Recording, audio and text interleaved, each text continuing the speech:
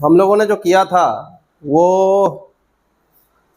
Function of two और more variable हम कर रहे थे, ठीक है। फंक्शन ऑफ टू और मोर वेरिएबल्स, है ना। तो फंक्शन ऑफ टू और मोर वेरिएबल्स में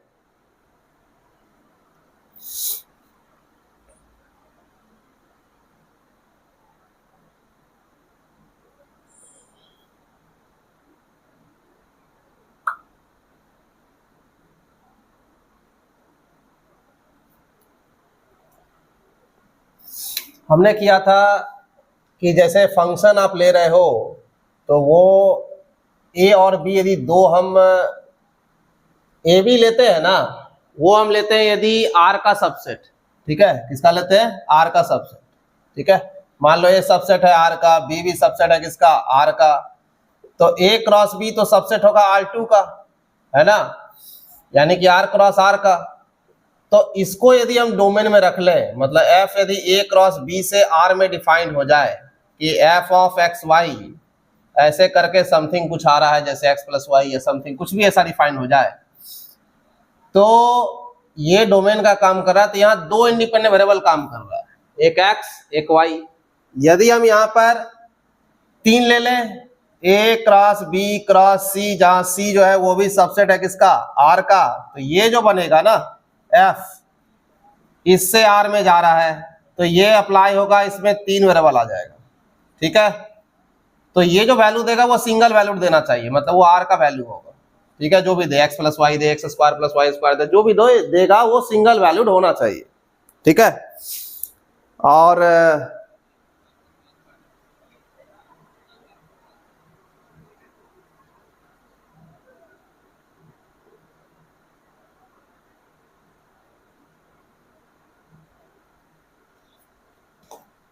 क्लियर है?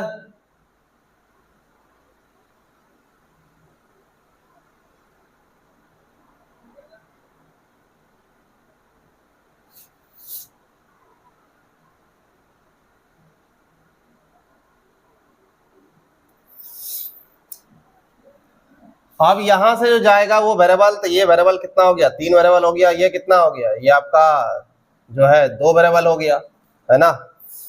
तो 3 वेरिएबल से जो फंक्शन जाए या फिर 2 वेरिएबल से जाए, तो ये जो है फंक्शन ऑफ एक सिंगल वेरिएबल होता था, ये हो गया डबल वेरिएबल, ये हो गया ट्रिपल वेरिएबल। और यदि इसी तरह आगे बढ़ता रह गया, जैसे मान लीजिए कि हम ए क्रॉस बी क्रॉस या A1 cross A2 cross A3 cross ऐसे करते हुए एन तक कर दें, ठीक है। और ये सब ए आई सबसेट है किसका? आर का ही। मान लीजिए हम ऐसा मान लेते हैं, लेट, ठीक है, फॉर ऑल आई जो 1 2 3 से लेके कहां तक होगा? एन तक।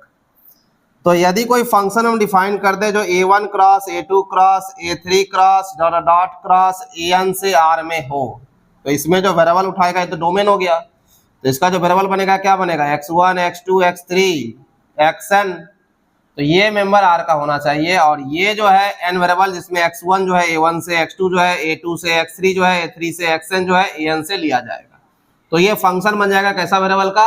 n वेरिएबल का, ठीक है। लेकिन रियल वैल्यूड फंक्शन होगा चूंकि आर पे मैपिंग कर रहा है, ठीक है।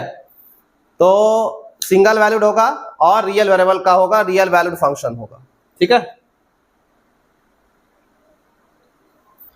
तो हम लोग यहाँ पे बात क्या कर रहे हैं कि ये जो फंक्शन है, ठीक है, F x1 x2 x3 xn, ये जो इस तरह का बन रहा है n वेरिएबल पर, चाहे 2 वेरिएबल पे या फिर 3 वेरिएबल पे, तो ये कहलाएगा, इधर वाला हिस्सा डोमेन कहलाएगा, ठीक है। तो डोमेन पे ऐसा कोई बात नहीं है कि डोमेन क्या डिफाइन करना है। डोमेन आपको जो डिफाइन करना है वो आप डिफाइन कर सकते हैं, ठीक है। वो जो आप लेना है ले सकते हो, ठीक है। लेकिन वहां से हमको वैल्यू जो जाना चाहिए वो रियल पे जाना चाहिए। और यहाँ पर वो ए और बी वो सबसेट है आर का, जनरली हम कह रहे हैं, इसलिए यहाँ पर ये आर क्रॉस आर का हिस्सा आर क्रॉस R3 का हिस्सा होगा, ये R3 का होगा। ये जो होगा किसका होगा? सबसेट R3 का। ये जो होगा किसका होगा? Rn का सबसेट होगा, ये वाला। ये किसका सबसेट होगा? ये सबसेट होगा Rn का, ठीक है। तो अब क्या है कि जो हम यहां पर देख रहे हैं इसमें हमको बनाना है फंक्शन ऑफ 2 और मोर वेरिएबल, तो उसके लिए हमको तैयार करना था नेबरहुड, सबसे पहला काम। ठीक है, तो नेबरहुड के लिए एनबीडी हमने थोड़ा सा मैट्रिक डिफाइन किया था, उसमें हमने बात किया था सर्कुलर नेबरहुड का। तो जो हम सर्कुलर नेबरहुड की बात किए थे, तो हम यहाँ पे R2 पे बात कर रहे थे। ठीक है, R2 पर, तो R2 पे क्या बात कर रहे थे कि यदि R क्रॉस R है, मान लो, यानी कि R2 है और उसका कोई पॉइंट यदि ले लिया जाए, जैसे AB ले लिया जाए जो R2 का पॉइंट है। ठीक है, तो इस पॉइंट के लिए यदि आप नेबरहुड कहेंगे कि कैसे डिफाइन करेंगे, ठीक है, तो एक ओपन स्फीयर हम डिफाइन किए थे जिसमें कहे थे क्या कि S, इसका नाम यदि पॉइंट का हम रख दे कि ये कोई पॉइंट अल्फा है, तो S अल्फा एप्सिलॉन चाहे R ले सकते या डेल्टा ले सकते हैं। ठीक है, ये वाला जहां पर डिफाइन किए थे क्या कि ये कलेक्शन होगा x1 y का, xy का कलेक्शन होगा, ऐसा मान लीजिए R2 के पॉइंट से, जहां सच दैट कि xy जो है और जो AB होगा, ठीक है, जो AB पॉइंट आपको दिख रहा है, तो उसके बीच का जो डिफरेंस है, ठीक है, वो एक खास तरीके से दिया गया था, जो हमने दिया था यहाँ पे x माइनस a का square plus y minus b का square is less than delta square, ये ऐसे दिया था। तो ये मेरा नेबरहुड जो बना था अल्फा पॉइंट के लिए, वो एक सर्कुलर नेबरहुड डेवलप किया था। This is called the circular neighbourhood. क्यों? क्योंकि ये ओपन स्फीयर है और ये ओपन स्फीयर ऑलरेडी एक और ओपन स्फीयर को रखेगा। ठीक है, तो हम कहेंगे क्या कि ये ओपन स्फीयर खुद ब खुद नेबरहुड बनेगा क्योंकि एक ओपन स्फीयर ये रखेगा। ठीक है, कल इसके बारे में बात कर चुके हैं। आज हम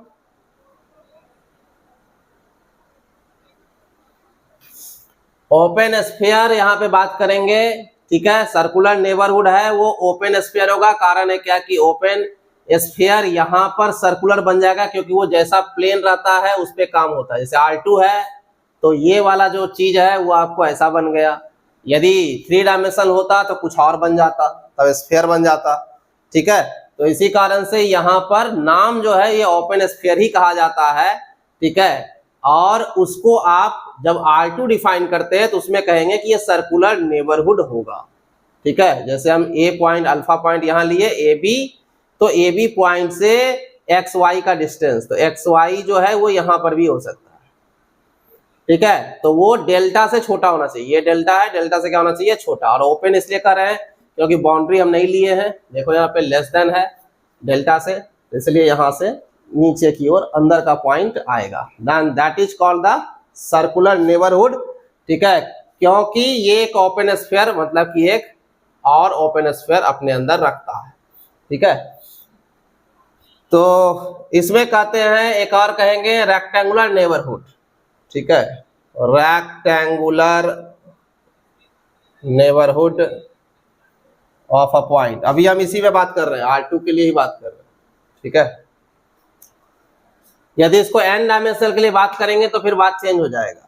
ठीक है, तो उसके लिए एक पॉइंट जो लेंगे वो n डायमेंशनल होगा, मतलब कि वो ऐसा होगा। जरा ध्यान दीजिए, यदि हम नेबरहुड लेना चाहेंगे कि हम n डायमेंशनल पॉइंट के लिए ले लें, जैसे R cross R cross R cross, यदि n टाइम्स है तो ये क्या बनेगा? Rn का एक पॉइंट अल्फा लेंगे तो उसमें ऐसा लिखाएगा, this is A1 A2 A3 An। ये किसका पॉइंट हुआ? Rn का। ये Rn का एक पॉइंट हो गया, है ना। अब Rn के इस पॉइंट के लिए यदि हमको एक नेबरहुड डिफाइन करना पड़े तो वो ओपन स्फीयर बनेगा और वो क्या होगा? वो ऐसा डिफाइन होगा, S अल्फा डेल्टा आप लिख सकते हो। देन वो लिखाएगा x1 x2 x3 xn। ठीक है, ये ऐसा है Rn का पॉइंट सच दैट कंडीशन लगेगा x1 माइनस A1 इसका स्क्वायर, x2 माइनस A2 का स्क्वायर, xn माइनस An का स्क्वायर, ये लेस देन डेल्टा स्क्वायर होना चाहिए। देन ये कहलाएगा आपका कि ये स्फेरिकल नेबरहुड है। ठीक है, ओपन स्फीयर है और ये सर्कुलर तब नहीं कहलाएगा। ठीक है, तब ये ओपन स्फीयर कहलाएगा, सीधा नाम, क्योंकि आप n डायमेंशन में फिगर तो जानते नहीं, ठीक है, तो उस केस में ये क्या कहलाएगा कि ओपन स्फीयर ही नाम कहलाएगा, ठीक है। और ओपन स्फीयर नेबरहुड होता है अपने हर एक पॉइंट का, ये अल्फा का क्या होगा, नेबरहुड होगा। तो इसका मतलब है क्या कि वो पॉइंट के हिसाब से, या क्या कहते हैं, जो R2 जिससे लिया जाता है कि कहाँ से आप ले रहे हो पॉइंट, उसी पे डिफाइन होगा, इसलिए वहां पे डिफाइन किया जाता है कि ये सर्कुलर है कि क्या कहते हैं, ओपन स्फीयर है, या फिर स्फेरिकल नेबरहुड बोलेंगे, सर्कुलर बोलेंगे, या फिर ओपन स्फीयर ही बोल के रह जाएंगे, ठीक है। तो ये यहाँ पर ज्यादा सटीक शब्द है ओपन स्फीयर बोलना, ठीक है। तो ये एक नेबरहुड कहेंगे कि ये नेबरहुड हो जाएगा, ठीक है, किसका, तो अल्फा का, ठीक है। अब यहाँ पर क्या है कि ये नेबरहुड की बात की है। अब इसमें यदि हम रेक्टेंगुलर नेबरहुड डिफाइन करें, जरा उस पर ध्यान दीजिएगा, हम जो डिफाइन करने जा रहे हैं रेक्टेंगुलर नेबरहुड। रेक्टेंगुलर नेबरहुड हम लोग किसको कहते हैं,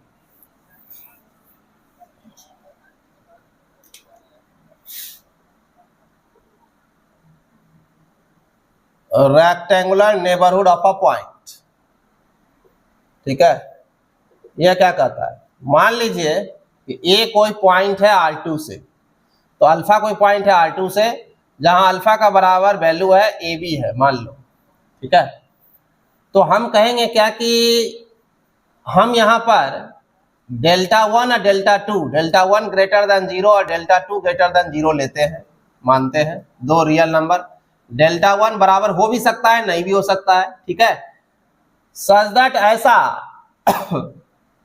कि जो नेबरहुड ऑफ AB कहलाएगा, ठीक है, वो NAB लिख दिया मैंने, वो ऐसा लिख दिया अपने आप को, मतलब A माइनस Δ1 और कॉमा A प्लस Δ1, फिर यहाँ पे comma A plus A minus Δ2 और B माइनस Δ2 और B प्लस Δ2, ऐसा कहलाया, ठीक है।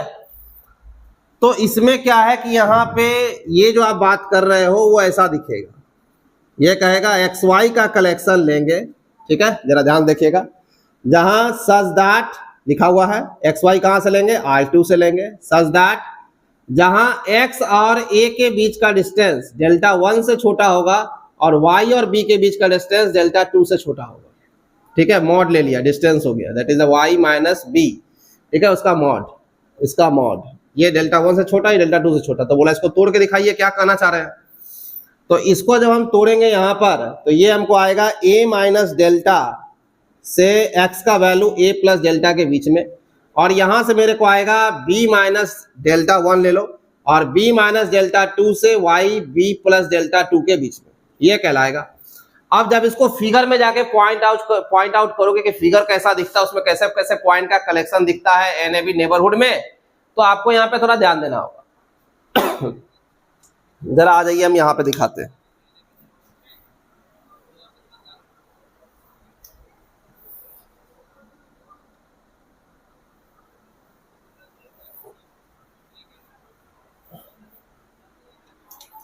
तो इसमें क्या हम लोग दिखलाएंगे ना, जैसे मान ले कि हम यहाँ पे AB लिख दिए, मान ले यहाँ लिख दिए AB, है ना, R2 का तो हिस्सा है ही।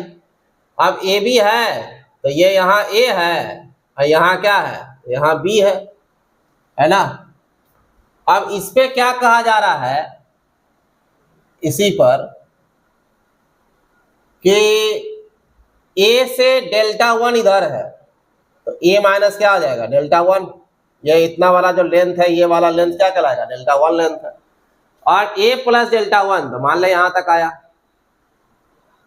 A माइनस Δ2, तो ये यहां तक आएगा, मान लो B माइनस Δ2, तो ये लेंथ जो है ये Δ2 है, और ये B प्लस Δ2, तो यहां तक मान लो, this is the B plus Δ2। अब यहां से क्या है कि हम जो लाइन ड्रॉ कर रहे हैं ऐसे ऐसे करके, ठीक है, ये लाइन ड्रॉ कर रहे हैं, ये वाला, तो यहां से यहां तक जो आपको बन रहा है, ये वाला, ये जो बन रहा है ना, और ये बाउंड्री नहीं जाएगा, क्योंकि यहाँ पे देखो डेल्टा को कैप्चर नहीं किया गया, Δ1 या Δ2 को कैप्चर, इक्वलिटी नहीं है, तो ये भी यहाँ पे खाली ही रहेगा, ठीक है, ये ध्यान रखना, ये खाली ही रहेगा।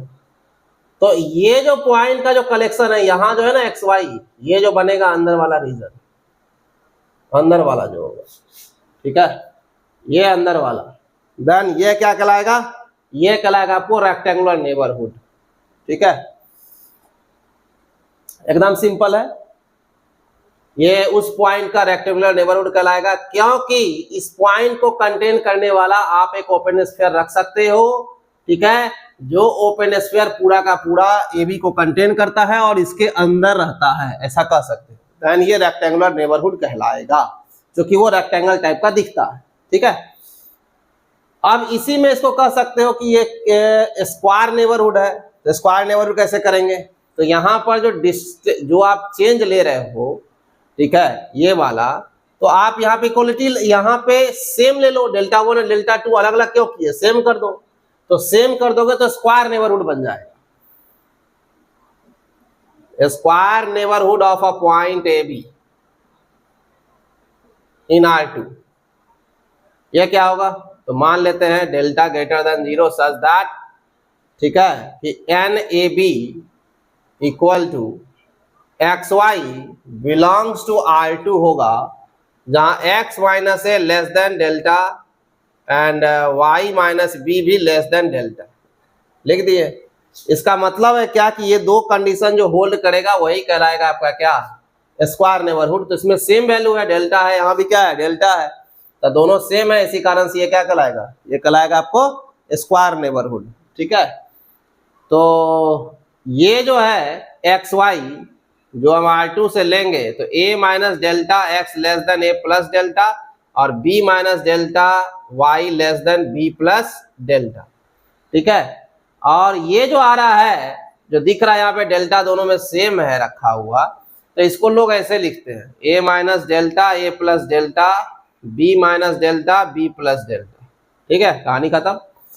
अब इसका जब फिगर देखोगे तो इसके फिगर में क्या आएगा, ज्यादा कुछ नहीं है इसमें, यही ए बी लेंगे, तो इसमें क्या है कि ये ए पॉइंट हुआ और यहाँ पे लेंगे तो ये बी पॉइंट हुआ। तो इसमें क्या करना है ना, डेल्टा जो नीचे लोगे, जैसे बी माइनस डेल्टा डिस्टेंस पर आया, ऊपर गया बी प्लस डेल्टा डिस्टेंस पर। ठीक है, तो ये डेल्टा ही डिस्टेंस है, इधर भी गया तो डेल्टा डिस्टेंस पर जाएगा तो ए माइनस डेल्टा होगा, इधर जाएगा तो ए प्लस डेल्टा होगा, डेल्टा ही डिस्टेंस पर होगा। तो यहां पर जो कंस्ट्रक्शन होगा ना,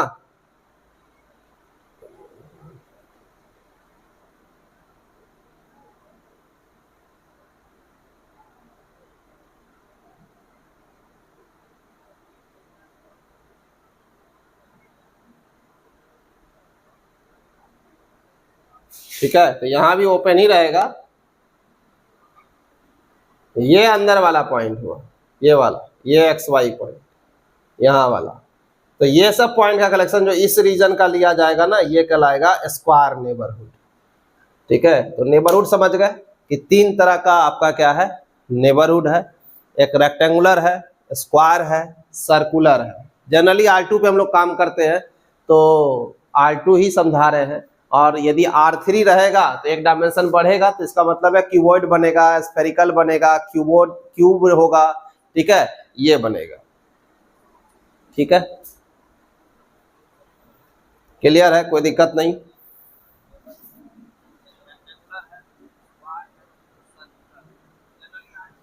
ठीक है ना,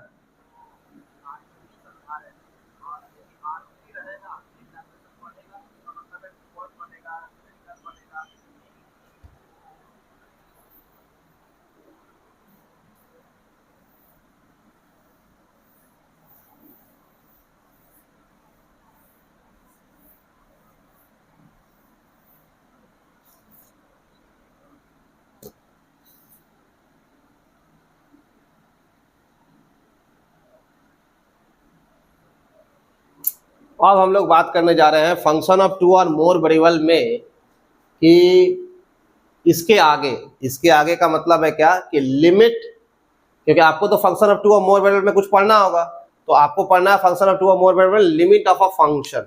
ठीक है, लिमिट के बारे में जानकारी लेना है कि लिमिट किसको कहते हैं। ठीक है,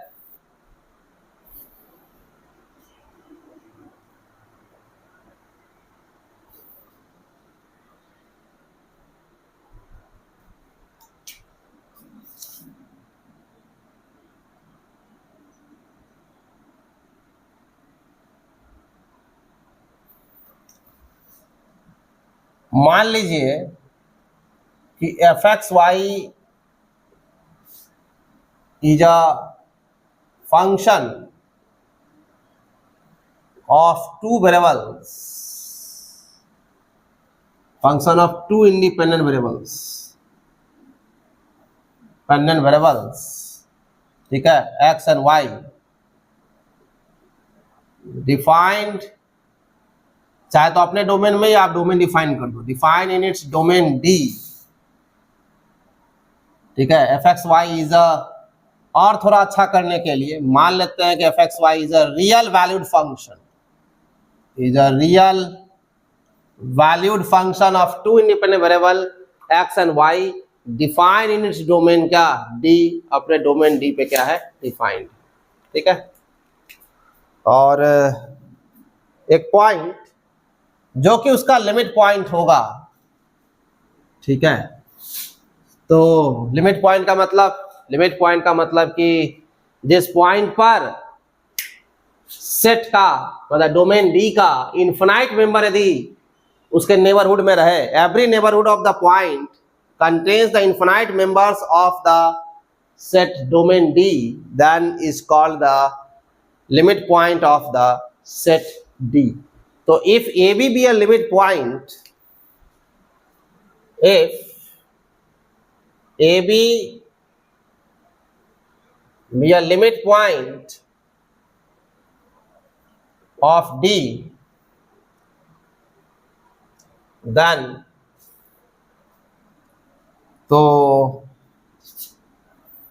AB यदि लिमिट पॉइंट है किसका, D का, देन तो हम इसमें लिमिट डिफाइन करने जा रहे हैं, तो then limit x tending to a f x y equal to L, तो यदि x tending to a exist कर गया, ठीक है, मान लो x tending to a exist कर रहा है, ठीक है, तो इसका मतलब है क्या कि x a के पास जा रहा है, तो y का क्या, ठीक है, y का क्या, तो इसका मतलब है कि y जो है वो b का के नेबरहुड में लिया जाएगा, सीधा बात है।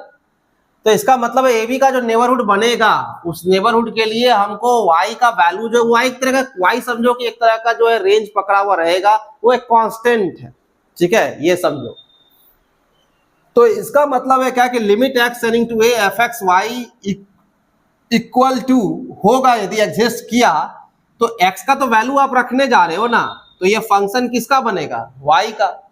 तो इसका आप कह सकते हो L1y, ध्यान देना हम क्या लिखे, L1y, ठीक है, देन ये L1y एग्जिस्ट कहलाएगा इफ, यदि क्या होना चाहिए, चलिए थोड़ा सा हम याद दिलाते हैं, कुछ याद दिलाएंगे, तब आपका दिमाग धीरे धीरे काम करेगा। आइए यहाँ पे, ठीक है, इसको रहने देते हैं ये वाले को, ठीक है, यहाँ ये आपको याद है लिमिट जो है हम लोग फंक्शन में जब पढ़ते थे, तो फंक्शन में लिमिट का क्या डिफिनीशन था कि जैसे एफ एक्स कोई फंक्शन है, ठीक है, डिफाइंड है अपने डोमेन किस पर, डी पर, और डोमेन का एक लिमिट पॉइंट लिया गया है a बिलोंग्स टू डी नहीं था, a is a limit point of d, this is the limit point या क्लस्टर पॉइंट किसका, d का, ठीक है। तो देन एफ एक्स कहलाएगा कि F X is said to be, या L F X is said to be have the limit L, या ऐसा कह सकते हैं कि if L is said to be a real number है, L is said to be a limit of किसका, F X at X equal to A, मतलब L कहलाएगा limit F X at X equal to A पर, if जब ऐसा कहते थे कि limit x tending to a f x equal to L exist. इसका मतलब क्या था, एग्जिस्ट का मीनिंग क्या था, हमको ये जानना है। तो एग्जिस्ट का मीनिंग था क्या कि यदि आप that is for given epsilon greater than 0, there exists the delta greater than 0 such that mod of fx minus l is less than epsilon when x minus a less than delta और less than ये greater than that is the zero. ठीक है, ये कहानी था उसमें, greater than है not equal to, this is greater than. ठीक है, इसका मतलब होता था कि x का वैल्यू जो लेना है ना, a माइनस डेल्टा से a प्लस डेल्टा तक लेना है और उसमें से जीरो नहीं जाना चाहिए। ठीक है, मतलब x का वैल्यू a माइनस डेल्टा से a प्लस डेल्टा और माइनस a होना चाहिए, मतलब वो x माइनस a का वैल्यू जीरो से बड़ा होना चाहिए। इसका मतलब है क्या कि x माइनस a जीरो के बराबर नहीं होना चाहिए। इसका मतलब क्या, other than zero, x minus a is greater than zero. इसका मतलब है क्या कि x माइनस a जीरो कब होगा, जब x का वैल्यू a रखा जाएगा। इसका मतलब है कि x का वैल्यू a नहीं रखा जा सकता। इसका मतलब है क्या कि माइनस a। ठीक है, तो इसका मतलब कहना क्या चाह रहे हो, कहना ये चाह रहे हैं कि यदि x का वैल्यू ये a है, x यदि a पे टेंड करना चाह रहा है तो दो साइड का रास्ता बन गया। एक बन गया आपका लेफ्ट साइड से, एक बन गया आपका क्या, राइट साइड से। ठीक है, और लेफ्ट साइड और राइट साइड से यदि लिमिट हम यहां पर लेके जा रहे हैं तो सीधा है कि fx का लिमिट जो है वो कराएगा हम l के पास आ रहे हैं। इसका ऐसा करना था कि एक ऐसा fx और l के बीच का डिस्टेंस एप्सिलॉन से छोटा होगा, जो एप्सिलॉन आप चूज करोगे, जब उसके लिए एक नेबरहुड आपको मतलब एक डेल्टा मिलेगा। फॉर गिवन एप्सिलॉन मतलब फॉर चॉइस ऑफ एप्सिलॉन, आपके एप्सिलॉन के चॉइस के आधार पर आपको एक डेल्टा मिलेगा जिसके आधार पर fx और l के बीच का डिस्टेंस एप्सिलॉन से छोटा होगा, जब x और a के बीच का डिस्टेंस डेल्टा से छोटा होगा और x a के बराबर टेंड करेगा, x a के बराबर नहीं होगा। ठीक है, तो इसका मतलब ये समझिए, x यदि a के पास टेंड कर रहा है, लेफ्ट साइड से जाए चाहे राइट साइड से जाए, देन fx जो है वो भी कह रहा है कि हम जो है सर, वो ऐसे कहेगा, वो सीधा में कहेगा क्या कि हम इस l के पास टेंड कर रहे हैं, इधर से या फिर इधर से, बस ये भी यही कहेगा। ठीक है, ये हो गया हॉरिजॉन्टल लाइन x एक्सिस को शो कर रहा है, ये जो है y एक्सिस को शो कर रहा है, मतलब फंक्शन जिस पे रहता है उस वैल्यू को शो कर रहा है।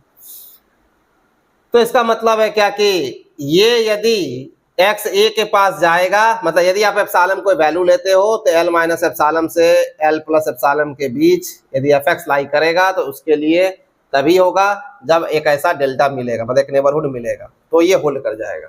ठीक है, मतलब हर एप्सिलॉन के लिए यदि ये होल्ड कर रहा है, एग्जिस्ट कर रहा है, जिसके चलते ये होल्ड कर रहा है, देन ये लिमिट एग्जिस्ट कर गया, ऐसा हम कहेंगे। उस पॉइंट पे, उस लिमिट पॉइंट पे ये लिमिट एग्जिस्ट कर गया। ठीक है, अब यहां पर क्या है कि यहां पर यदि फिगर को देखा जाए तो ये कुछ उस तरह का फिगर बनना चाहिए। ठीक है, तो नेबरहुड आप रेक्टेंगुलर भी ले सकते हो, नेबरहुड आप चाहो तो सर्कुलर भी ले सकते हो, आप पे डिपेंड करता है आपको क्या लेना है। ठीक है, इसमें कोई मारामारी नहीं है। ठीक है, तो बोला गया ठीक है, तो कहना क्या चाहते हैं आप, जरा ध्यान से समझिएगा। वहां पर एक ही तरफ जाने का रास्ता था। ठीक है, मतलब x चल रहा था एक लाइन पर, कारण है क्या कि x इसलिए एक लाइन पे चल रहा था क्योंकि वो x एक्सिस डोमेन ही एक रियल एक्सिस पे चलता है और जो इमेज है वो y एक्सिस पे चलता है। तो वहां पर क्या है कि x का a पे जाने का रास्ता दो ही तरीका बनता है, चाहे तो लेफ्ट साइड से जाए या फिर राइट साइड से जाए, सीधा बात है ना। और जो l पे लिमिट जाने का रास्ता वो ऊपर से जाए या फिर इधर से जाए, ठीक है, नीचे से जाए। तो इसका मतलब है क्या कि यहाँ पे लेफ्ट राइट था, लेकिन जब ए बी पॉइंट आपका यहाँ पर आ जाता है, मान लीजिए यहाँ पे आपका ए बी पॉइंट आ गया, उसका डोमेन कुछ हम बनाए, मान लो ये मेरा डोमेन है, वो डोमेन क्या है हमको नहीं पता, this is the domain D of the function जो डिफाइंड था। ठीक है, मुझे क्या पता कि डोमेन क्या है ना, फंक्शन था, हम ऐसे ही फंक्शन लिए, उसका डोमेन कुछ मान लिए, दैट इज द डोमेन। और उस डोमेन का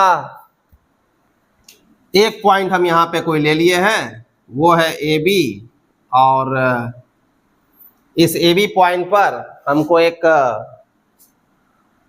नेबरहुड आप बना सकते हैं। ठीक है, मिलना चाहिए।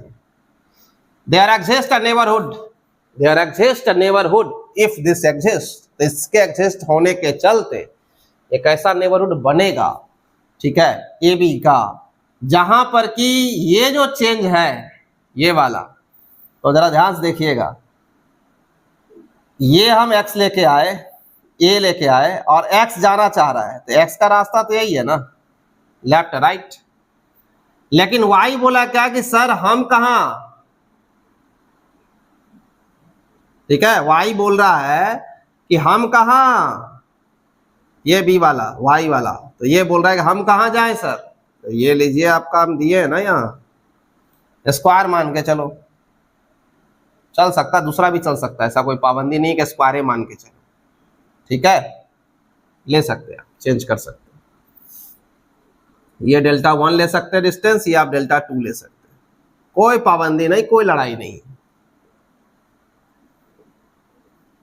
बस बात समझ में आना चाहिए, ठीक है। अब यहां पर क्या है कि x यदि इस साइड से जा रहा है, उसने कहा लिमिट हमने होल्ड करवा दिया सर, ठीक है, तो x यदि इस साइड से जाएगा या इस साइड से जाएगा, दोनों साइड से उसका लिमिट एग्जिस्ट कर चुका, तो ये जो फंक्शन बनेगा, जैसे हम यहां पे कोई पॉइंट लिए, ध्यान से देखिएगा, ये पॉइंट लिया मैंने, तो यहां पे क्या होगा, एक्स वाई होगा, है ना, तो यहां पे यदि एक्स वाई होगा, तो ये वाला एक्स कहां से लेंगे, यहां से लिया एक्स, ठीक है, और वाई कहां से लिया, वाई यहां से ले लिया, ठीक है, तो टेंड कौन किया, एक्स टेंड किया कि वाई टेंड किया, टेंड तो एक्स किया ना सर, टेंड कौन किया, एक्स, ये एक्स वाई है आपका, टेंड तो एक्स किया, तो एक्स इधर से इधर चला, ठीक है, ध्यान दीजिएगा, तो यहां पे जो y था, that is the y something, जो भी y यहां डिफाइंड है, this is the y, then यहां टेंड करने पर भी वो y ही रहा, खाली यहां टेंड किया है a, यहां तो आया y, ठीक है,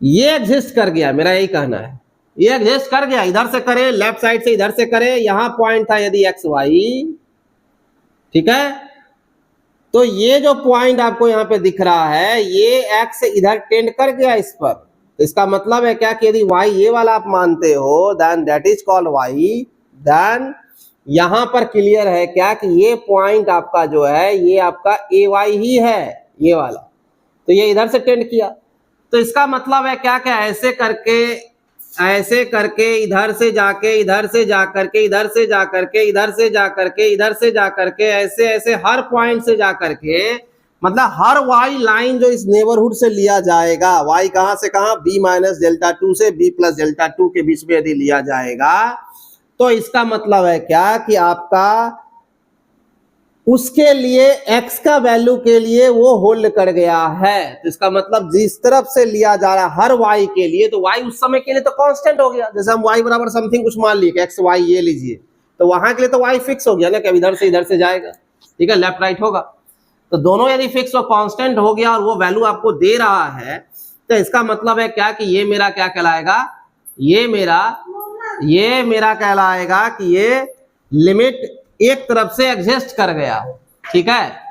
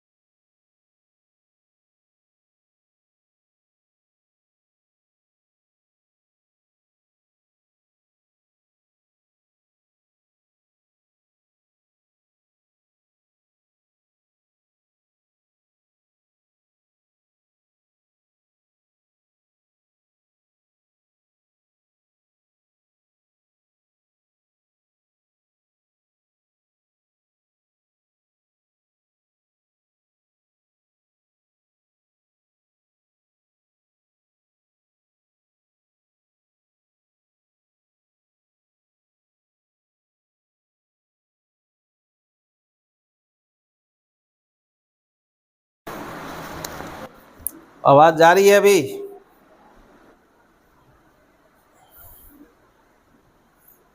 आवाज जा रही है? जरा ध्यान दीजिएगा। बात समझ में आया हम क्या बोल रहे थे? क्लियर है? बात समझ में आया क्या बोल रहे थे कि हर y जो इधर से है, हर y line y equal to b minus delta से b प्लस डेल्टा 2 तक, डेल्टा 2 से डेल्टा 2 तक, इसके बीच में जो भी y आ रहा है उसके लिए ये एग्जिस्ट करेगा। ठीक है, x टेंडिंग टू ए होगा लेफ्ट साइड राइट साइड से, लेकिन उसमें y क्या कर रहा है? वेरी कर रहा है। ठीक है,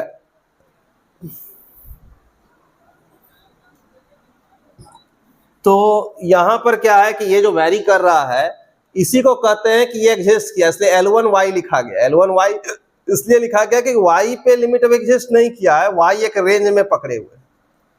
ठीक है, लेकिन उसके लिए होल्ड कर गया, उस सारे के लिए होल्ड कर गया, मतलब x के लिए होल्ड कर गया। ठीक है, तो इसका मतलब क्या कहेंगे? यदि हमको इस बात को यदि बोलना होगा, ठीक है, यदि हमको इस बात को बोलना होगा तो हम लोग यहां पर क्या बोलेंगे, मतलब क्या कहेंगे? इसको कहते हैं इनर लिमिट। ठीक है, ये जो कहलाएगा ना, इस लिमिट को एक खास नाम दिया गया, इसको कहा गया इनर लिमिट। ठीक है, तो दो तरह का इनर लिमिट है, एक तो पहले x होल्ड कर जाए या फिर पहले y होल्ड कर जाए। ठीक है, तो वो कहलाएगा इनर लिमिट। ठीक है,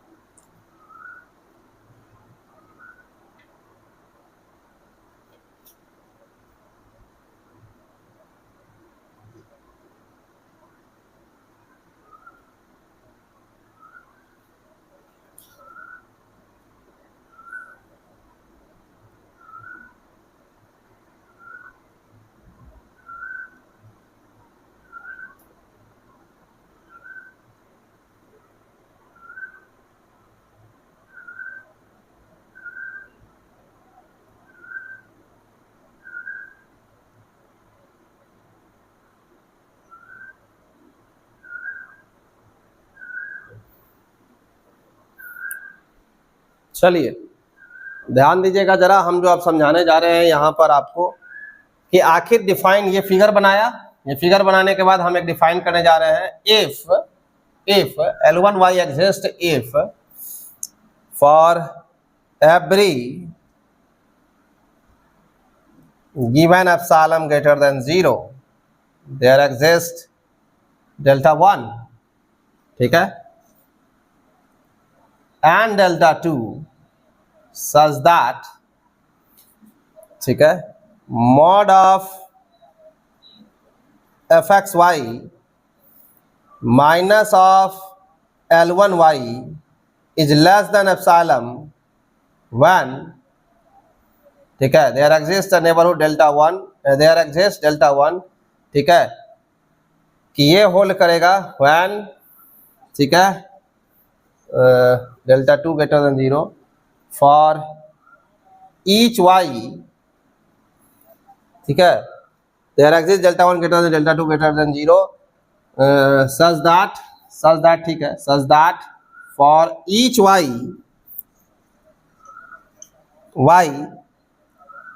ठीक है, और ये कहां से लिया जाएगा? ये लिया जाएगा मतलब कि b के नेबरहुड से, तो इसका मतलब है कि n डेल्टा b लिख सकते हो ऐसे करके, n डेल्टा b या nb डेल्टा, तो यहाँ nb डेल्टा क्या है? 2 है, तो ऐसा लिख सकते हो, that is notation of neighbourhood of b and delta 2, nb delta 2, ठीक है, y belongs to nb delta 2, चाहे तो ये लिखो या ये यदि नहीं लिखोगे तो ऐसा लिख सकते हो यहाँ पर, या इसको लिख सकते हो y बिलोंग्स टू दिस, और this is b minus delta 2 to b plus delta 2, ठीक है, such that for each y belongs to a we have mod of fxy mod of fxy minus L1y is less than epsilon whenever x belongs to, ठीक है, a minus delta 1 to a plus delta 1, ठीक है, ये होना चाहिए। और एक चीज यहां ध्यान रखना है कि आप जिस पे लिमिट टेंड करो उसको भगा देना है, तो ए को वहां से गायब कर देना है, ठीक है, ए हटा देना है, ठीक है। मतलब x ए टेंड कर रहा है तो जो टेंड कर रहा है उसको हटा देना वहां से, ठीक है, ये ध्यान रखना है। मतलब यहां जो x सेटिस्फाई करेगा वो इस कंडीशन को रखेगा, ये कंडीशन दिमाग से हटा मत दीजिएगा कि पता चला यही गायब कर दिए, ठीक है, ऐसा नहीं कीजिएगा। लिमिट पॉइंट है, वो लिमिट पॉइंट होता है डी का, कौन, ए बी, जिस पे लिमिट जाता है। ऐसा नहीं है कि वो डी का डोमेन का पॉइंट होता है, नहीं, वो लिमिट पॉइंट होता है, ये ध्यान रखिएगा, ठीक है। तो यदि किताब में किया हुआ भी है तो उससे फर्क नहीं पड़ता कि क्या लिखा हुआ है उसमें, वहां पे ध्यान रखिएगा, वो लिमिट पॉइंट रहता है।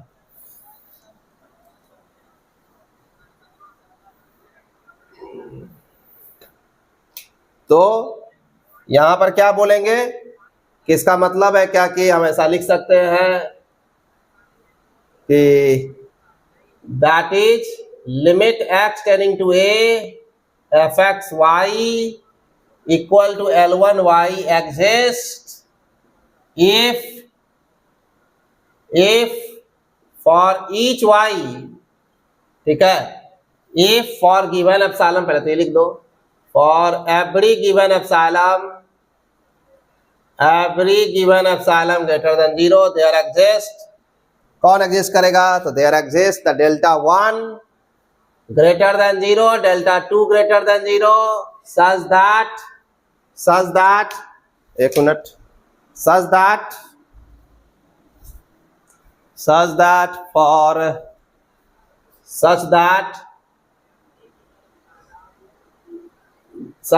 for each y satisfying, देखो कैसे लिख रहे हैं, satisfying, ठीक है, इसके लिए डेल्टा 2 ले लिए, ठीक है, ले लो, डेल्टा 2 लिए इसके लिए, ठीक है, delta 2 we have fxy minus L1y is less than epsilon for all x satisfying, ऐसे भी लिख सकते हैं, x minus A less than delta 1, ये ग्रेटर देन। बात समझ में आया, ये कैसा चल रहा है, क्लियर है। तो ये जो लिमिट चल रहा है ना, ये लिमिट x इक्वल टू ए पे जा रहा है, तो x इक्वल टू ए पे जा रहा है तो y के पैरेलल चल रहा है, ठीक है, मतलब x इक्वल टू ए पे जाना है तो आप y से पैरेलल जाओ, ठीक है, मतलब y के पैरेलल करें, मतलब x के पैरेलल, x टेंडिंग टू ए यदि जा रहा है ना तो y के पैरेलल नहीं, मतलब x इक्वल टू ए है तो वो आपको पैरेलल जा रहा है किसके, x के ही, x के ही पैरेलल मतलब क्या, y लाइन, ठीक है, तो y लाइन पर जाना है, x equal to a tend करना है लेकिन y लाइन पे टेंड करना है, x equal to a tend करना है लेकिन y लाइन पे टेंड करना है, मतलब y का रेंज कहां से कहां, तो वो b के नेबरहुड में होगा, ठीक है, फॉर देयर एग्जिस्ट ऐसा मिलेगा, यदि ऐसा मिल गया तो इसका मतलब है क्या कि ये कहलाएगा कि इनर लिमिट एग्जिस्ट कर गया, ठीक है, ये सीधा सीधा ऐसा कहाएगा, ठीक है, ये डेफिनेशन है, ध्यान रखना है। और सेम इसी तरह से यदि हम इसको चेंज कर दें कि इनर लिमिट के जगह,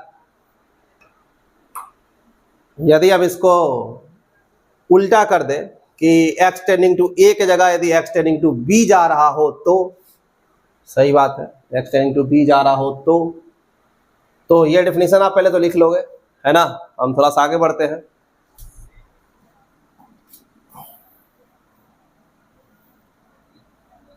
x टेंडिंग टू b यदि जा रहा हो, जैसे यहां जा रहा हो, b जा रहा हो, मान लो, तो इसका नाम दे देंगे L2y, ठीक है, और उसको बोलेंगे कि ये एग्जिस्ट कर रहा है भाई, L2y एग्जिस्ट, मतलब L2y लिमिट का नाम है कि ये b जा x कर रहे हैं, जब वाई बी टेंड करेगा ना तो उसका नाम है L2y, ठीक है। एक्स के लिए 1 दे दिए और वाई के लिए बी दे दिए, ठीक है। बी जाएगा तो उसके लिए 2 लिख दिए है ना, और ए जा रहा है तो उसके लिए 1 लिख दिए, ठीक है।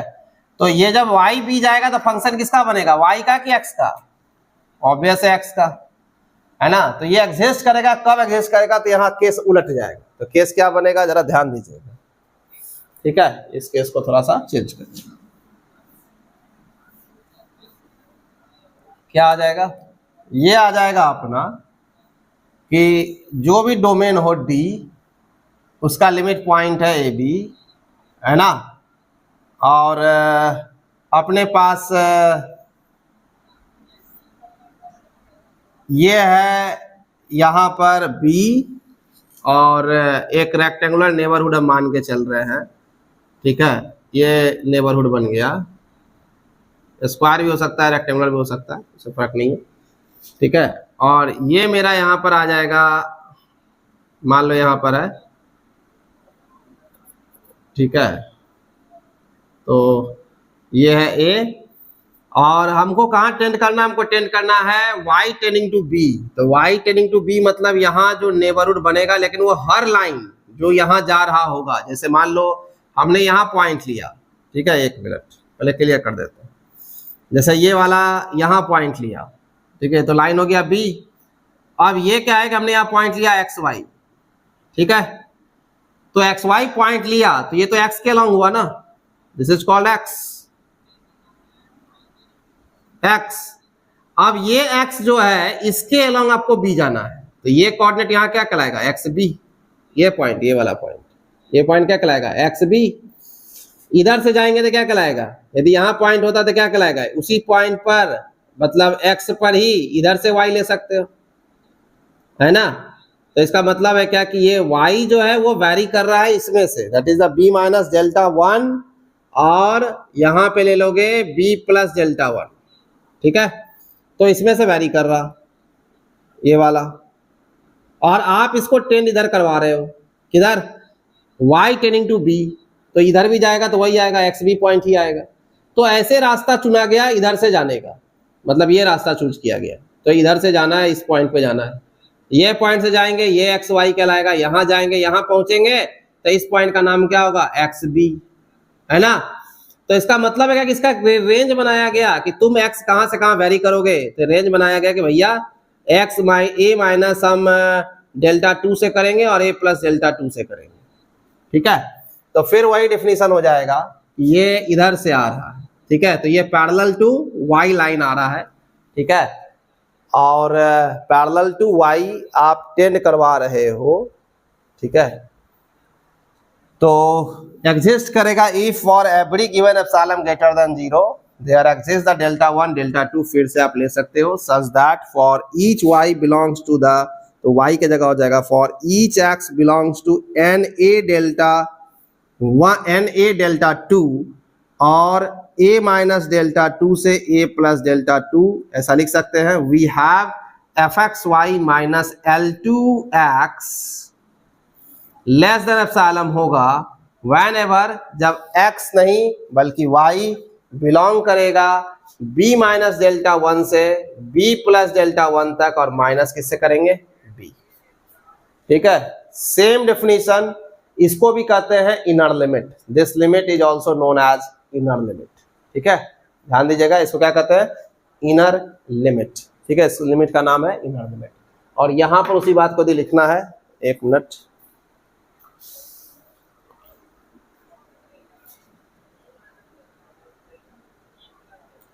तो हम लोग इसको लिख सकते हैं ये वाला बात को कि एफ एक्स यदि ए पे टेंड करा f x y equal to L1, तो एक्स की जगह यहाँ पे जाएगा y, और ये क्या होगा b, और ये होगा L2, और ये होगा x, ठीक है।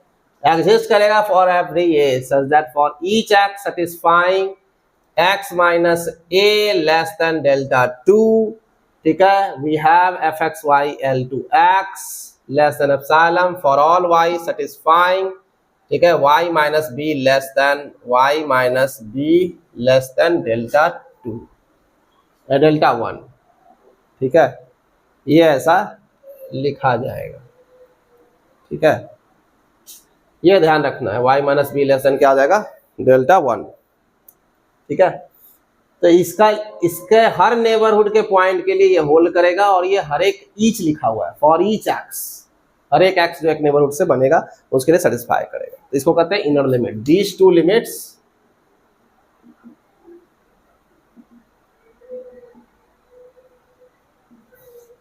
आर कॉल्ड, इसको कहते हैं इनर लिमिट,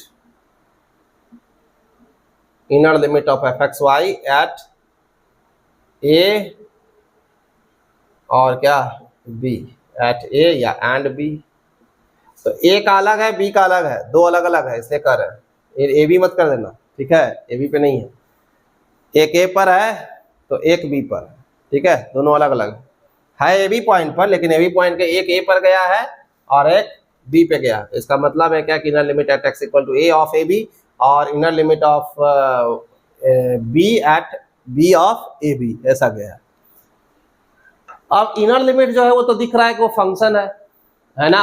इनर लिमिट क्या है, वो तो फंक्शन है, ऐसा दिख रहा है अपने को कि इनर लिमिट यदि आप ले रहे हो तो वो तो फंक्शन दिख रहा है किसका, जैसे ये वाला ले रहे हैं ये x का फंक्शन है, दूसरा वाला ले रहे थे तो वो y का फंक्शन था। तो इसका मतलब हो सकता है कि फर्दर भी लिमिट क्या करे, एग्जिस्ट करे, ऐसा संभव है। तो अब जो इसके बाद जो लिमिट एग्जिस्ट करेगा ना वो सिंगल वेरिएबल फंक्शन बन जाएगा। ठीक है, तब टेंशन खत्म हो जाएगा, टेंशन खत्म हो गया आपका। इसके बाद यदि एग्जिस्ट करेगा तो, ठीक है, तो इसके बाद यदि एग्जिस्ट करता है, ठीक है, तो हम क्या बोलेंगे, ये इनर लिमिट हो गया। मान लो इसी के बाद हम कर रहे हैं, ठीक है, किसके बाद यदि लिमिट एग्जिस्ट कर जाए तो ध्यान से देखना।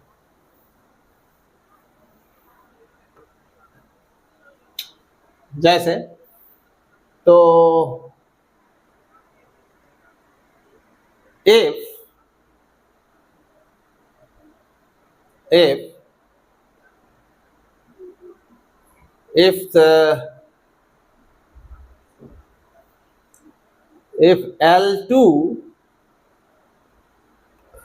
L12, ठीक है, L12 ये रियल नंबर है, ठीक है,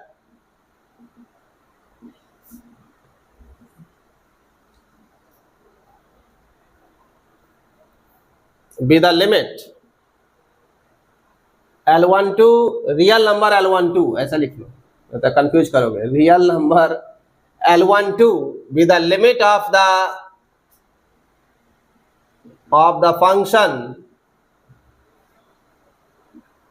L2x, इसका at x equal to a,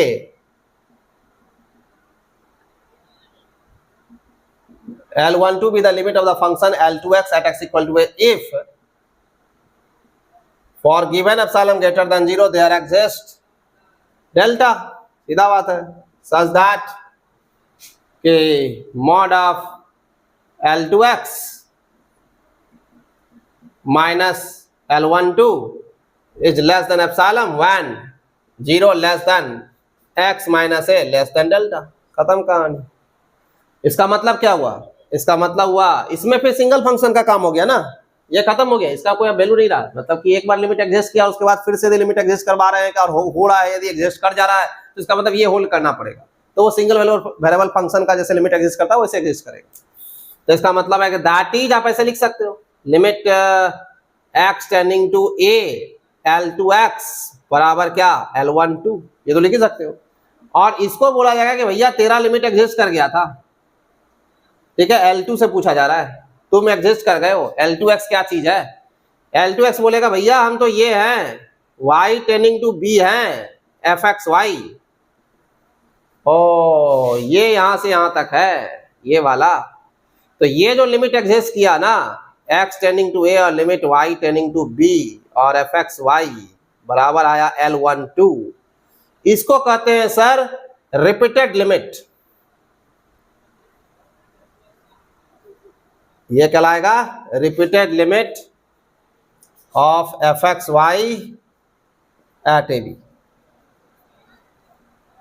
तो रिपीटेड लिमिट एक खास टाइप का है, क्या, पहले y है, पहले b पे टेंड किया तब x टेंड किया, ए पर टेंड किया, ठीक है, तो ये कहलाएगा रिपीटेड लिमिट, ठीक है, ध्यान से समझिएगा बात को, इसको कहेंगे रिपीटेड लिमिट। अब यहां पर यदि पहले वाला घटनाक्रम हो रहा होता, पहले वाला घटनाक्रम हो रहा होता कि मतलब यदि inner limit L2 y L1 y यदि एग्जिस्ट कर गया होता, मान लो, ठीक है,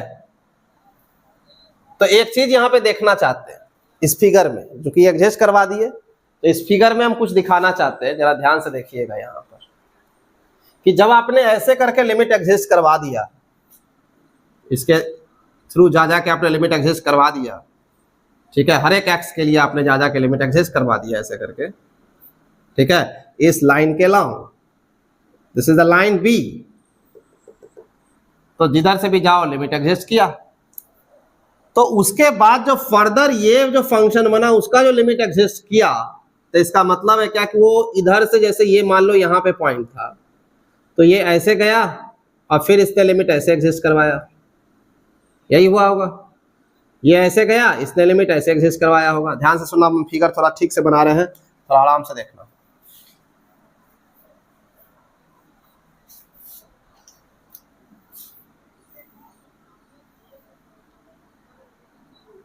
जैसे ये पॉइंट है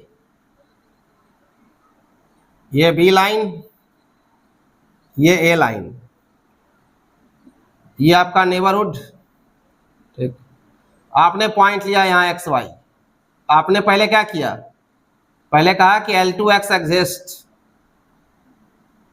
सर ये एग्जिस्ट का मतलब समझते हैं आप, limit y tending to b fxy exist, इसी का नाम होता है L2x, ये होल्ड कर जाता है, तो इसके होल्ड करने का मतलब ये है कि इसने पहले यहां टेंड करवा दिया, ठीक है, यहां आ गया, तो ये आया xb, उसके बाद फिर ये यहां से इधर जा रहा है,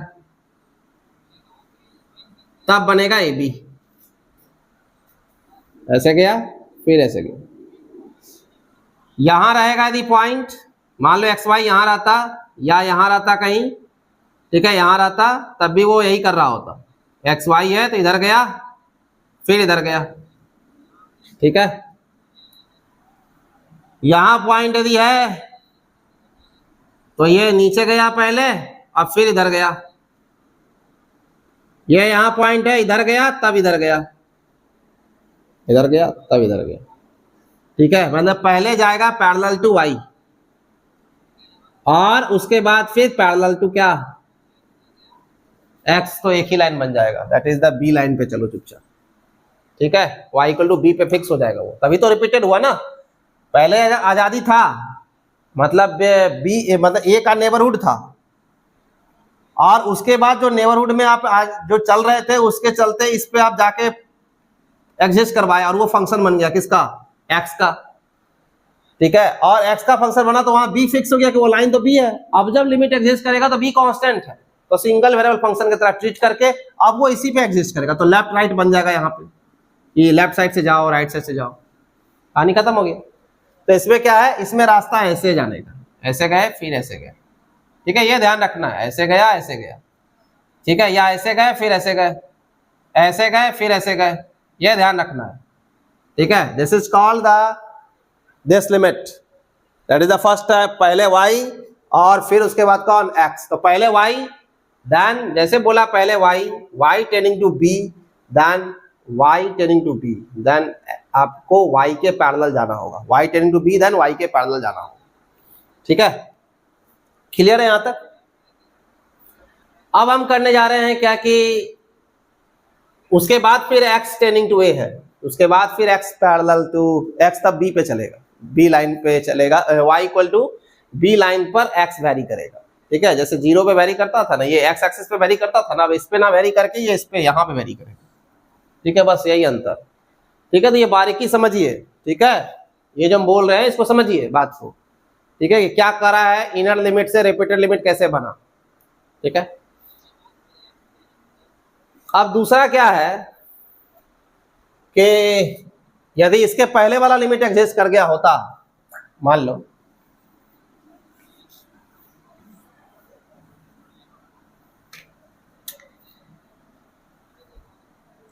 limit x tending to a L1 y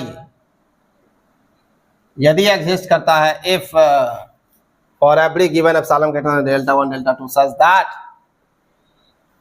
for each y belongs to nb delta 2, मान लिए this is the b minus delta 2 and b plus delta 2, then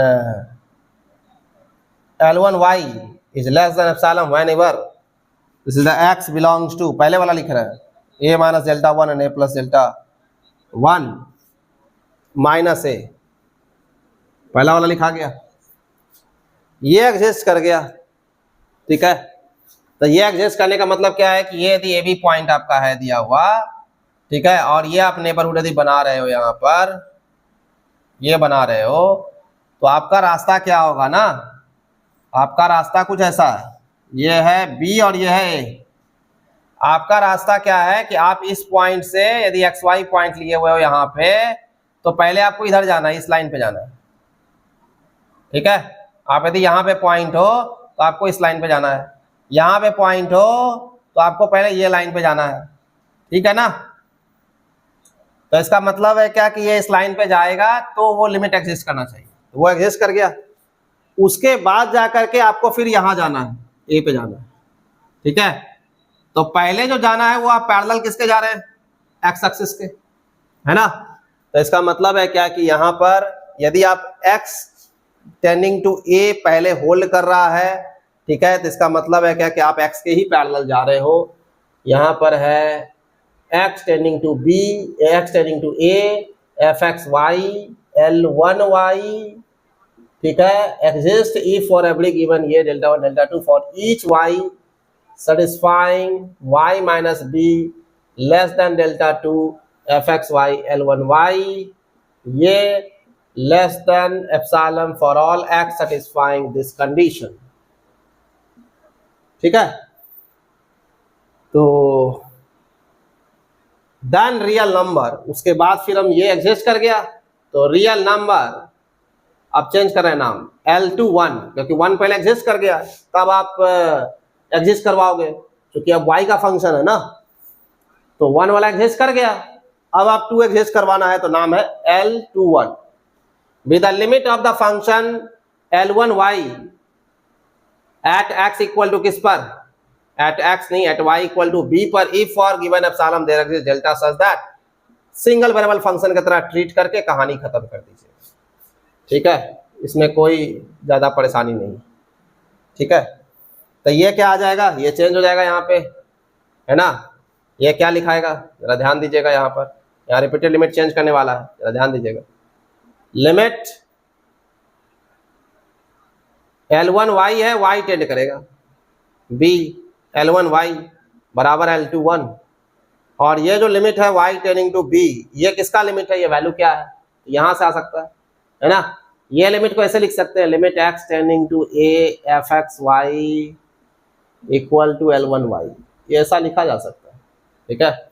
इसका मतलब ये हो जाएगा limit x tending to a fxy बराबर L21, ठीक है। तो ये जो बात उठाना, ये वाला, ये यहाँ से लिख दिया L1y को, ठीक है। और उसके बाद आपका L1y का वैल्यू आप डाल दिए, डालने के बाद जो मेरे को रिजल्ट आया, लिमिट ये मेरे को वैल्यू आ गया कितना, L चेंज कर दीजिए, यहाँ x पहले, y पहले होगा, y करें, y इस साइड होगा और x यहाँ होगा, तो पहले x हुआ तब y हुआ। इसको भी रिपीटेड लिमिट ही कहा जाता है, रिपीटेड लिमिट कहलाएगा, वही नाम ए बी पर ही कहलाएगा। तो दो तरह का रिपीटेड लिमिट हुआ, ठीक है। पहले इनर लिमिट जो x के पैरेलल गया, दूसरा इनर लिमिट जो y के पैरेलल गया, उसके बाद फिर उस b लाइन पर गया चाहे a लाइन पर गया, ठीक है। तो ये आपको ध्यान देना है, इसका नाम है इनर लिमिट, ठीक है। और इनर लिमिट के बाद है रिपीटेड लिमिट, एग्जिस्ट करेगा तो इनर लिमिट यदि एग्जिस्ट नहीं कर रहा है तो रिपीटेड लिमिट तो आगे का एग्जिस्ट करेगा ही नहीं, है ना। और रिपीटेड लिमिट यदि एग्जिस्ट कर रहा है तो इनर लिमिट जरूर एग्जिस्ट कर गया होगा, ठीक है, सिंपल बात है। और एक केस उठता है कि आप ये कह सकते हो कि इनर लिमिट और रिपीटेड लिमिट, और उसके बाद एक और लिमिट होगा कि डायरेक्ट क्या हम नहीं जा सकते ए बी पर, बोला हाँ ये बात आप सही कहे, डायरेक्ट आप नहीं जा सकते ए बी पर। जरूरी है कि हम पहले एक्स को जाएंगे फिर वाई को जाएंगे, ऐसा तो कोई जरूरी नहीं है, हो सकता है कि डायरेक्ट ए बी चले जाए। बोला ठीक है। तो यदि आप डायरेक्ट ए बी के पास जाना चाहते हैं कि हम डायरेक्ट ए बी जाएं, तो कैसे जाइएगा, है ना। डायरेक्ट यदि आप ए बी के पास जाना चाहें तो आप कैसे जाइएगा, कोई पाथ होगा ना जाने का रास्ता। जैसे इसको लिख लीजिएगा, पहले हम हट जा रहे हैं यहाँ पर, ठीक है। इसको लिख लीजिएगा पाउच करके आप, ठीक है। ये लिख लीजिएगा कि इनर लिमिट क्या है, रिपीटेड लिमिट क्या है, ठीक है। और जानकारी जरूरी है, ठीक है, फंक्शन ऑफ टू और मोर वेरिएबल को आपको पढ़ने के लिए, क्योंकि इस पर थ्योरम सब आएगा, कुछ क्वेश्चन आएंगे, अभी तुरंत क्वेश्चन आ जाएगा इस पर, यहाँ ध्यान दीजिएगा। अब यहाँ पर क्या है कि ये जो लिमिट ऐसे गया, ये इधर जा रहा है, ऐसे जा रहा है, ठीक है। पहले ऐसे गया फिर ऐसे गया, पहले ऐसे गया फिर ऐसे गया, ठीक है। मतलब पहले x तब y। अब हम यहाँ पे करने जा रहे हैं कि यदि हम बोले कि भाई डायरेक्ट नहीं जाएगा, जरा ध्यान से देखो,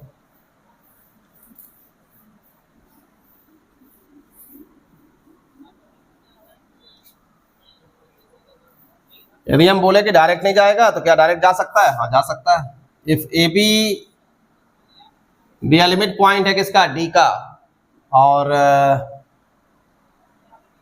हम यदि ये कहें कि limit x y tending to a b f x y equal to L exist, इसका मतलब क्या होगा, यदि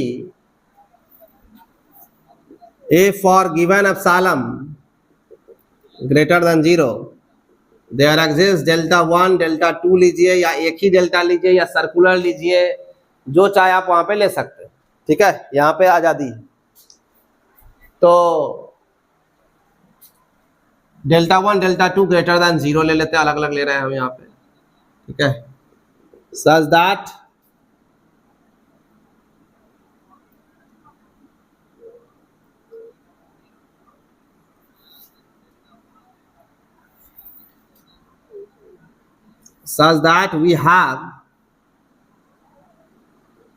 we have a rectangular neighborhood,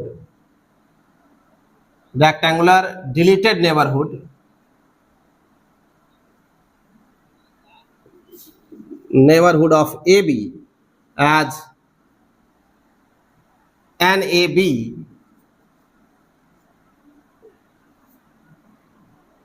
n star कर देते हैं या n डैश कर देते हैं, n dash AB as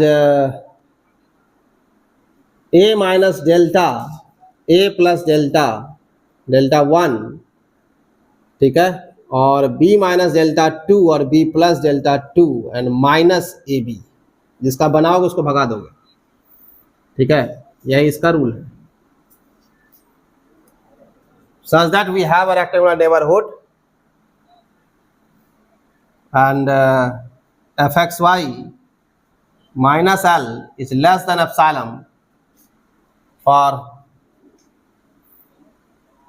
all xy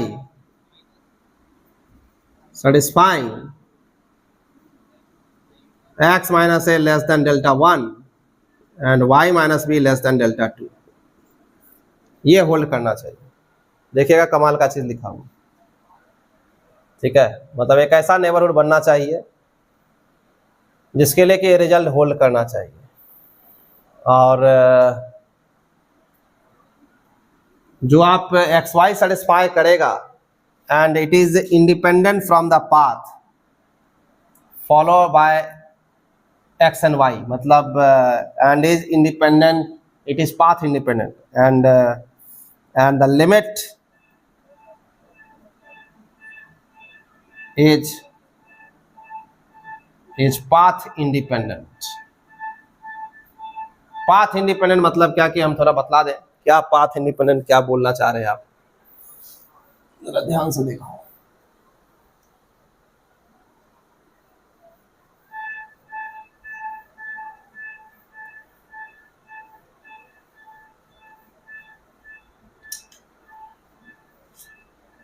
जो पाथ इंडिपेंडेंट की बात कर रहे हैं, ये जब हम जिसको चेक करते हैं क्या ये बन रहा है ना, तो ये ए बी है, इसका आपने एक नेबरहुड बना लिया मान लो, है ना, क्रिएट कर लिया।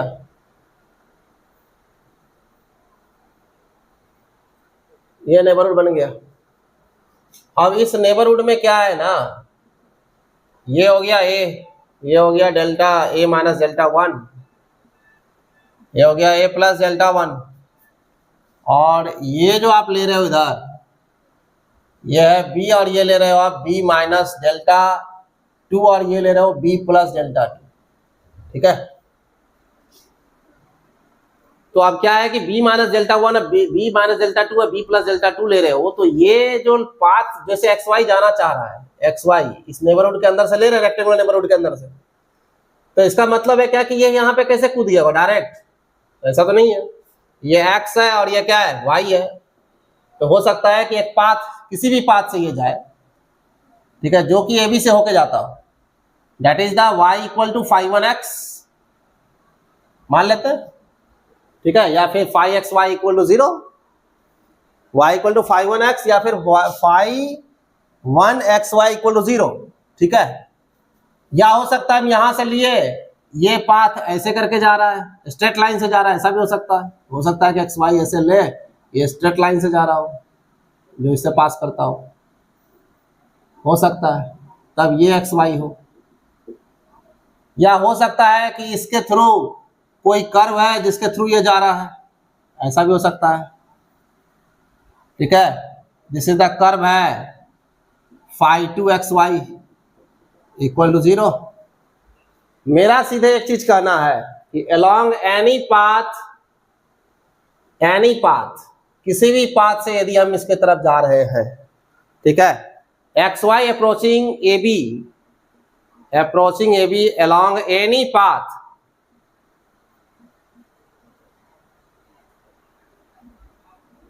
Limit xy tending to AB change नहीं करना चाहिए, ठीक है।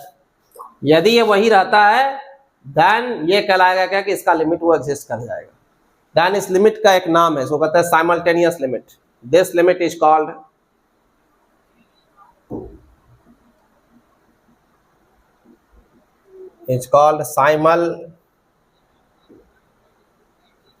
simultaneous limit or double limit of fxy at AB। इसको साइमल्टेनियस लिमिट कहेंगे या फिर हम इसको डबल लिमिट कहेंगे, किस पर, AB पॉइंट पर, ठीक है। तो आप नेबरहुड डिफाइन करना है, उसमें आप सर्कुलर भी ले सकते हो, ठीक है, या फिर ये जो लिए हैं ये भी ले सकते हो, उससे कोई फर्क नहीं पड़ता, रेक्टेंगुलर भी ले सकते हो, स्क्वायर भी ले सकते हो, है ना, तो आपको जो उसमें मन करे वो आप ले सकते हो। और सीधा है क्या कि पाथ से इंडिपेंडेंट होना चाहिए, किसी भी पाथ से हम जाए वहां पर उसका लिमिट चेंज नहीं करना चाहिए, मतलब it is not dependent upon the path, ठीक है, ये ध्यान रखना, ठीक है, पाथ इंडिपेंडेंट होना चाहिए। अब हम लोग बात करेंगे क्या कि इस पे एक क्वेश्चन हम लेते हैं, ठीक है, जरा ध्यान देना, एक क्वेश्चन हम ले रहे हैं, एक मिनट,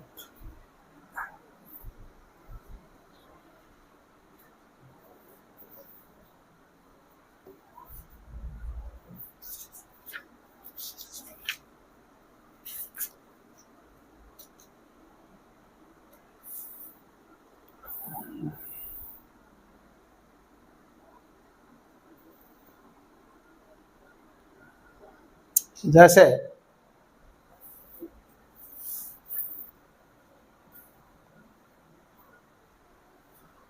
इसको लिख लीजिएगा, है ना, आगे देखिए,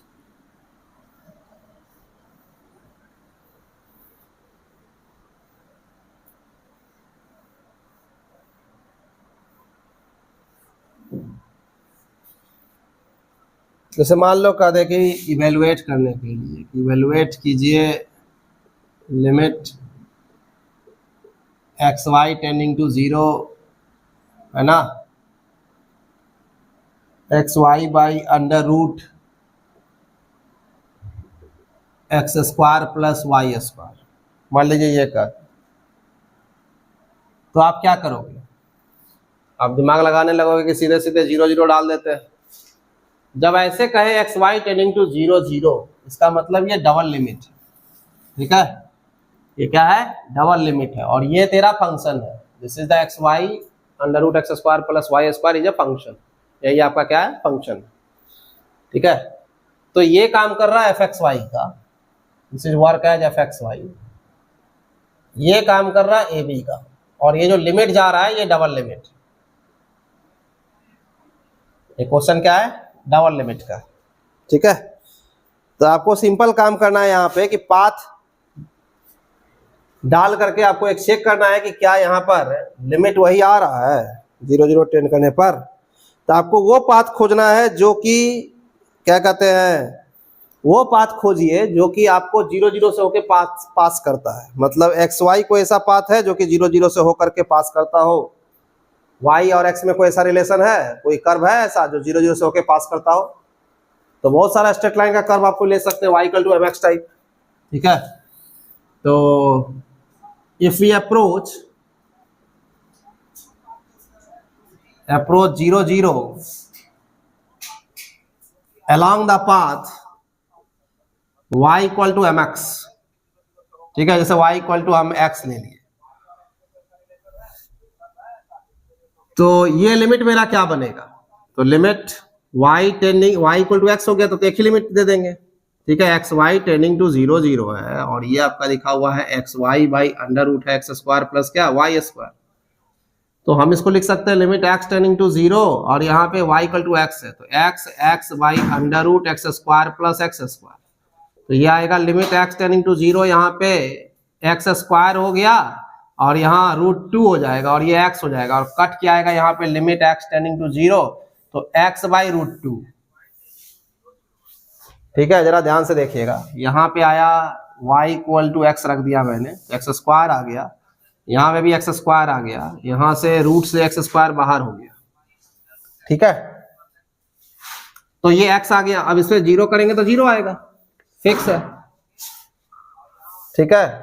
और यदि हम इसमें कोई दूसरा पाथ ले लें, if we approach 0 0 along y equal to m x, जहां m जो है स्लोप हो जाएगा, तो limit x y tending to 0 0, ये फंक्शन का x y by under root x square plus Y square करिए, देखे क्या हो रहा है? तो x tend to 0 x m x,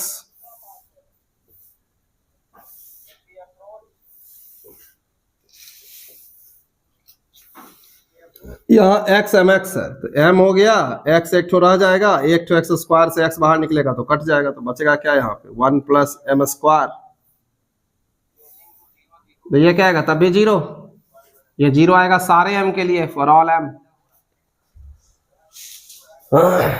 तो इसका मतलब है क्या कि हम कोई भी पाथ यदि लें, ठीक है, उस पाथ के अलोंग ये जो है 0 0, मतलब लिमिट जो है 0 आ रहा है, वो चेंज नहीं कर रहा है ना। मतलब हम कह सकते हैं कि ये इंडिपेंडेंट है फ्रॉम पाथ, तो this limit is independent from path and take the value क्या? 0, ठीक है। Has the double limit is 0, या साइमल्टेनियस लिमिट क्या होगा? 0 हो जाएगा।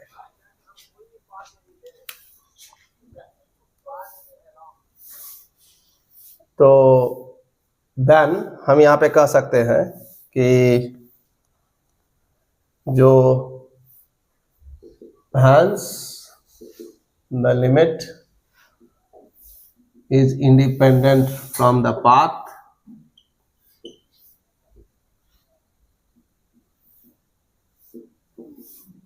so limit x y tending to 0 0, जो एफ एक्स वाई दिया हुआ है that is x y by under root x square plus Y square, ये वैल्यू क्या होगा? 0, ठीक है। ये 0 आ गया।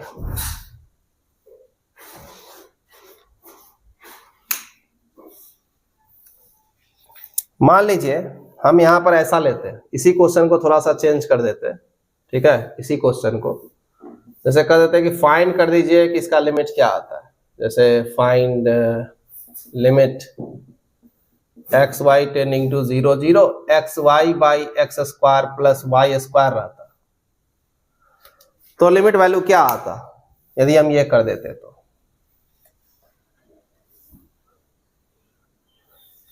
तो लिमिट वैल्यू क्या आता यदि हम x y by x square plus Y square कर देंगे तो इसका लिमिट बिहेवियर क्या आएगा बताओ।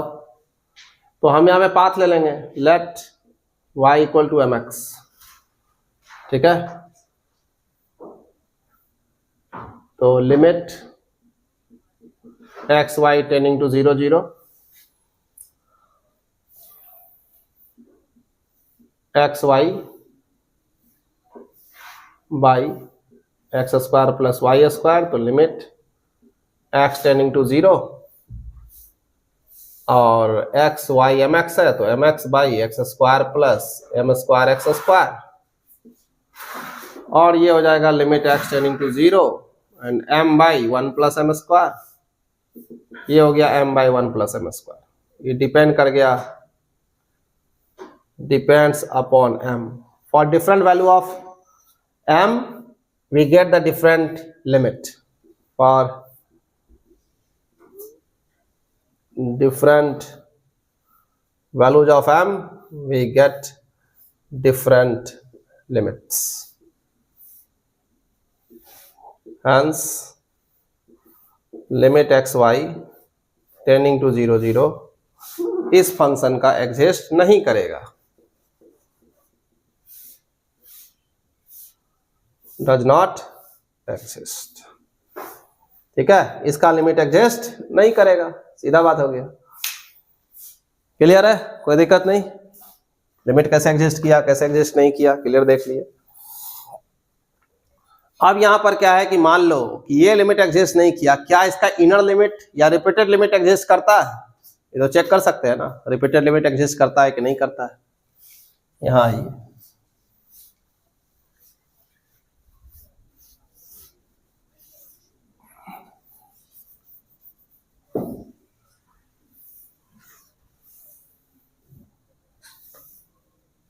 इनर लिमिट एग्जिस्ट करता है कि नहीं इसी क्वेश्चन में। तो इनर लिमिट के लिए एक्स टेंडिंग टू 0 हम यहाँ पे इसको निकाल देते हैं, x y by x square plus Y square.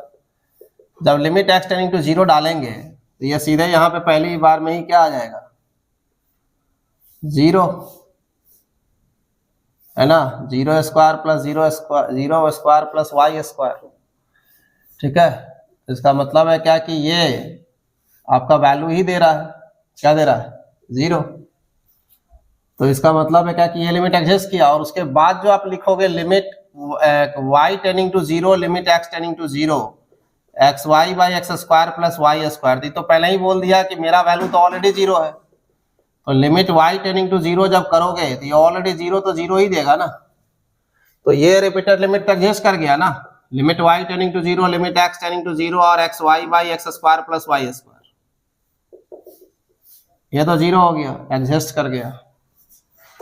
दूसरा लिमिट इनर लिमिट देखते हैं, जैसे y कर देते हैं 0, ठीक है, x y by x square plus Y square, y को 0 करेंगे तो यहाँ क्या आएगा x into 0 by x square plus 0, ये 0 हो गया, इनर लिमिट एग्जिस्ट कर गया। और लिमिट यदि हम x टेंडिंग टू 0 और तब जाके लिमिट y टेंडिंग टू 0 यदि निकाले, रिपीटेड लिमिट निकाले इस कैटेगरी का x y by x square plus Y square, तो ये बोलेगा भैया मेरा वैल्यू तो पहले से क्या है 0 है, ये क्या देगा 0, तो ये क्या होगा 0। तो इसका मतलब है क्या कि repeated limit inner limit exist and repeated limit exist at 0 0, inner and repeated limit repeated limits exist at 0 0 and they are equal, और वो आपस में क्या है बराबर है, रिपीटेड लिमिट बराबर भी, लेकिन डबल लिमिट एग्जिस्ट नहीं करता। तो ऐसा भी क्वेश्चन पूछ सकता है कि give an example of a function in which the double limit does not exist but the repeated limit exist and are equal, ठीक है। तो यही एग्जांपल आप दे दीजिएगा कि डबल लिमिट एग्जिस्ट नहीं करता है लेकिन रिपीटेड लिमिट एग्जिस्ट करता है और क्या है बराबर है ना। तो आज का क्लास हम लोग यहीं तक रखेंगे, ठीक है, और बाकी क्लास